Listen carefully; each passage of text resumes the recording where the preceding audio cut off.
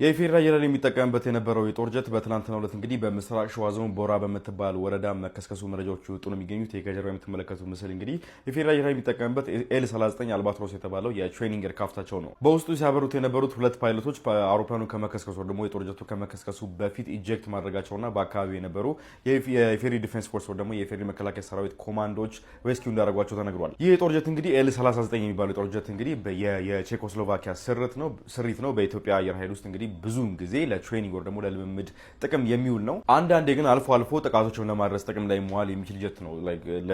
ለትሬኒንግ መዋል ይችላል፣ ለጥቃት መዋል ይችላል። የአውሮፕላን መከስከስ መንስኤ እስካሁን ድረስ አልታወቀም። በአየር መቃወሚያ ተመቶ ላይሆን ይችላል። ምናልባት የቴክኒካል ማልፋንክሽን ወር ደግሞ አየር ላይ በገጠመው የቴክኒካል ችግር ምክንያት ሊሆን ይችላል ሊከሰከስ ይችላል። ቢካዝ ብዙ እንትኑ ኤርክራፍቱ ኢንታክት። በአካባቢው የነበሩ የኦኤልኤ ወር ደግሞ የኦነግ ታጣቂዎች እንደምትመለከቱት የተከሰከሰው ቦታ ላይ በመገኘት እነዚህን ቅድም ያሳያችሁን ፎቶችና ምስሎች ሲያጋሩ ነበር። እስካሁን ድረስ እንግዲህ በዚህ ጀት መከስከስ ጉዳይ ከኢፌዴሪ አየር ኃይልም ሆነ ከኢፌዴሪ መከላከያ ሰራዊት አለም ደግሞ ከመንግስትም ይሄ ነው የሚባል የወጣ መረጃ የለም።